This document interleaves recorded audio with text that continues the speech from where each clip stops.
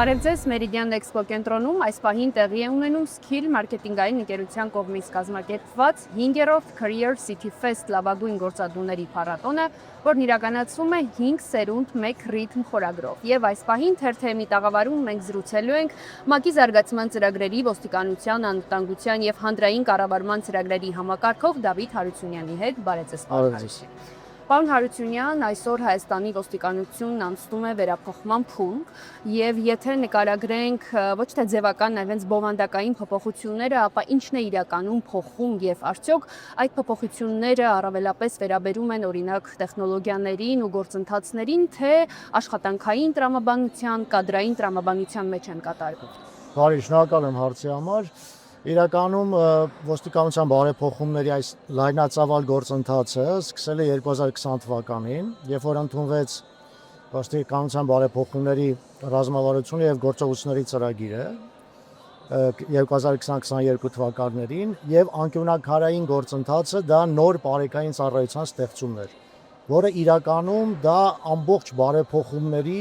հաջողության գրավականը կարող է լինել։ Եվ կարող եմ այսօր արդեն փաստել, որ բարեկային ծառայությունը կայացել է, իհարկե կան խնդիրներ, դա անդադար գործընթաց է բարելավելու, բայց մի բան կարող եմ արձանագրել, որ բարեկային ծառայությունը կայացել է եւ ՄԱԿ-ի զարգացման ծրագիրը հենց 2020 թվականից ոստիկանության կողքին է բարեփոխումների գործընթացին աջակցելու եւ 23 թվականից արդեն նախարարության հետ։ Ինչ վերաբերում է գաղափարախոսությանը, տեսեք, կարևորը դա ունենալ մարդակենտրոն ծառայություն մատուցող ոստիկանություն։ Այս է ամենակարևորը, որը հենց դրված էր ռազմավարության հիմքում։ Ուզենայի նշել, որ կա նոր ռազմավարություն 24-26 թվականների, որը տրամաբանական շարունակությունն է, եւ այս գործընթացը գնում է առաջ։ Կարող եմ արձանագրել, որ արդեն ոստիկանությունը ունի ձևավորված 4 ծառայություն, բարեկային ծառայություն, քրեական ոստիկանություն, ոստիկանության գվարդիա եւ համայնքային ոստիկանություն։ Այսինքն բոլոր 4 ծառայությունները ձևավորված են եւ ներքին գործերի նախարարությունը միջազգային գործընկերների հետ համատեղ տանում են գործընթացը առաջ եւ բարեփոխումները շարունակվում են։ Եվ կարող եմ ասել, որ այն գաղափարախոսությունը, որը դրված էր հենքում, բարեփոխումները գնում են հենց այդ ուղղությամբ՝ ունենալ մարդակենտրոն քաղաքացիներին ծառայություն մատուցող ոստիկանություն։ Այսինքն տրանսֆորմացիան խորհրդային ժամանակների միլիցիայի գործելավոճից ոստիկանի դերի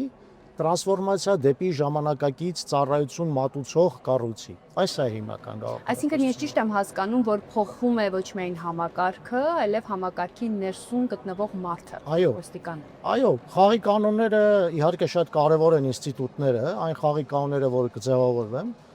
բայց իմ կարծիքով էլ ավելի կարևոր են այն մարդիկ, ովքեր այդ խաղի կանոնները կյանքի են կոչելու, որովհետև դուք կարող եք թղթի վրա շատ լավ կանոններ գրել,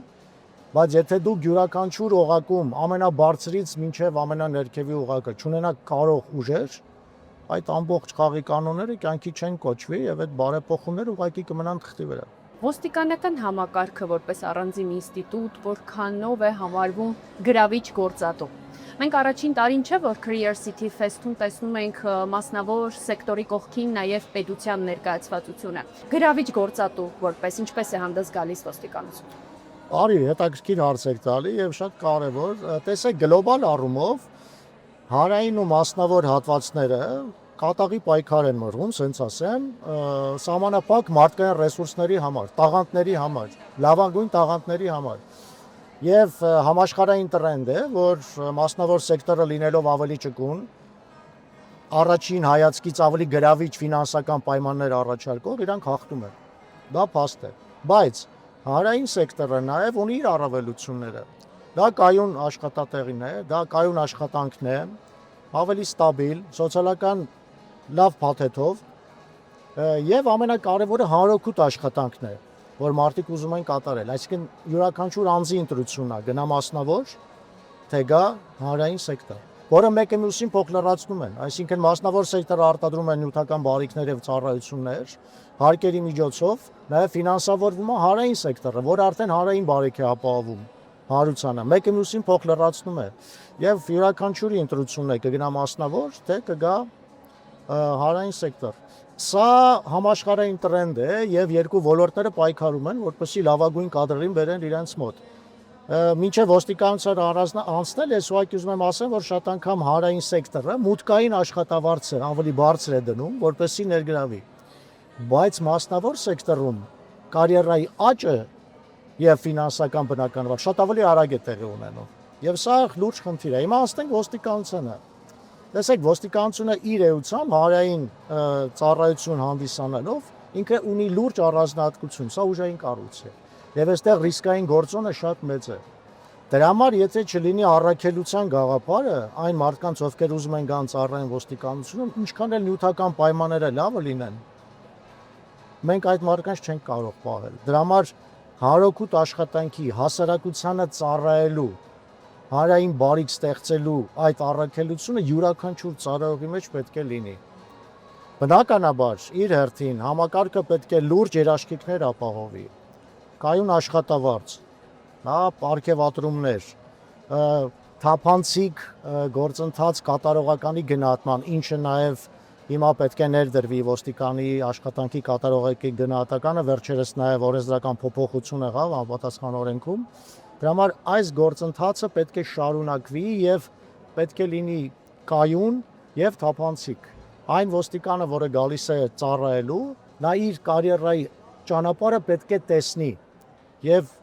կարիերայի առաջխնդացը պիտի լինի շատ, այսպես ասած, արդար եւ թափանցիկ։ Պարոն Հարությունյան, մենք խոսեցինք այս վերափոխումների հիմնական բովանդակության, առավելությունների, առանցքային կողմերի մասին, բայց հետաքրքիր է նաեւ խոսել այն մասին, թե որն է եղել այն ամենամեծ խոչընդոտը, որին որ բախվել եք այս փոփոխությունների ճանապարհին, դժվարությունը, եւ նաեւ այս համատեքստում խոսենք ձեր կառույցի դերի մասին այս փոփոխությունների համատեքստում։ Շնորհակալ եմ։ Ինչպես ես նշեցի, ՄԱԿ-ի զարգացման ծրագիրը 2020 թվականից մասնակցում է ոստիկանության բարեփոխումներին եւ աջակցում է կառավարությանը, ոստիկանությանը, ներքին գործերի նախարարությանը։ Մենք բազմաթիվ ծրագրեր ենք իրականացնում եւ իրականացրել ենք։ Այսօր մենք այստեղ ենք Ամերիկայի Միացյալ Նահանգների կառավարության կողմից ֆինանսավորվող ծրագրի շրջանակներում եւ աջակցել ենք այս հրաշալի տաղավարի ստեղծմանը այստեղ ներքին գործերի նախարարության։ Ծրագիրը հիմնականում միտված է մարդկային ռեսուրսների կառավարման համակարգի բարեփոխումներին, ինչը բերելու է ընդհանուր արդյունավետության բարձրացմանը ներքին գործերի նախարարության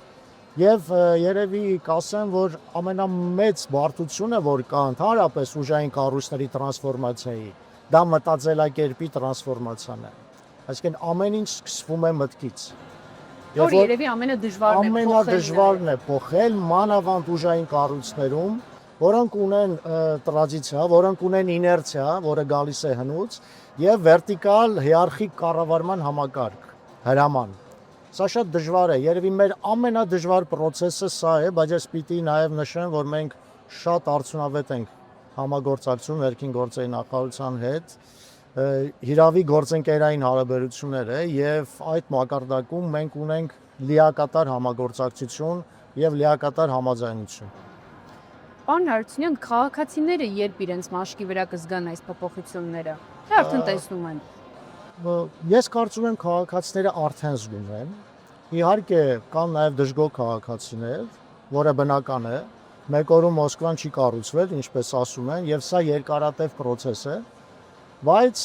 եկեք մի բան արձանագրենք, որ դիցուք օրինակ բարեկային ծառայության մասով, ես լինելով խորհրդային միության ժամանակ մեծացած անձնավորություն, երբ որ կար ոստիկանության եւ հատկապես նաեւ գայի պրակտիկան, բոլորս գիտենք ոնց են գործել, երբ որ ես իմ ընկերներին հարցնում եմ, բարեկները ձեզ կանգնեցրել են, այո,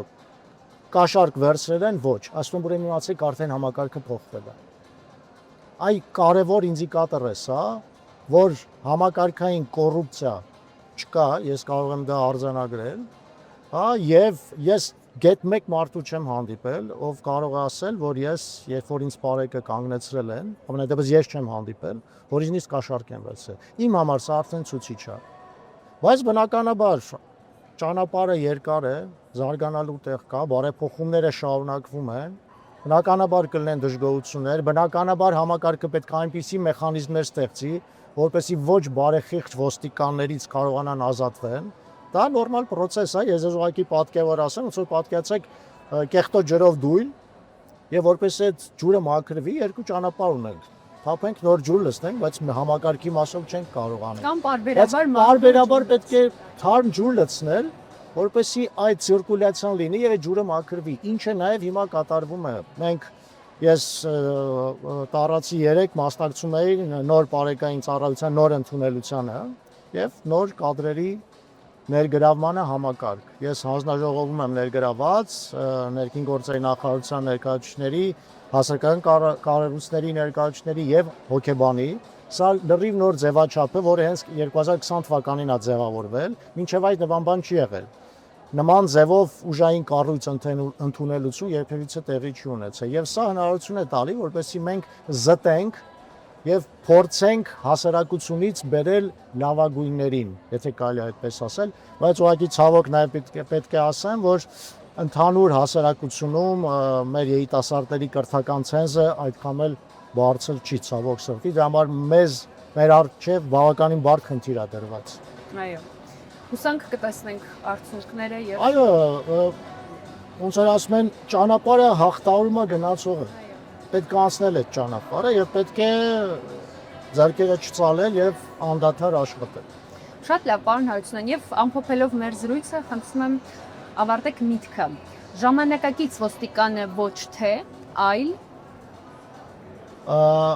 ժամանակակից ոստիկանը ոչ թե պատժող է, այլ օժանդակություն տրամադրող է։ Ես ուղղակի ստեղ ավելացնեմ, մենք վերջերս Իսպանիայում ենք գտնվում, իրենց փորձ ուսումնասիրելու, իրենց Գվարդիա Սիվիլի, քաղաքացիական գվարդիայի եւ մի ֆանտաստիկ բան ես ասացին, իրանց ոնց որ կարգախոսն է ոստիկանության, ասում է, երբ որ ոստիկանը մոտենում է քաղաքացուն, քաղաքացու խնդիրները պակասում են, ոչ թե ավելանում են։ Այ մեր խնդիրն է նաեւ, որ մենք Հայաստանի Հանրապետությունում ունենանք նման ոստիկանություն։ շնորհակալ եմ, պարոն։ Ես եմ շնորհակալ։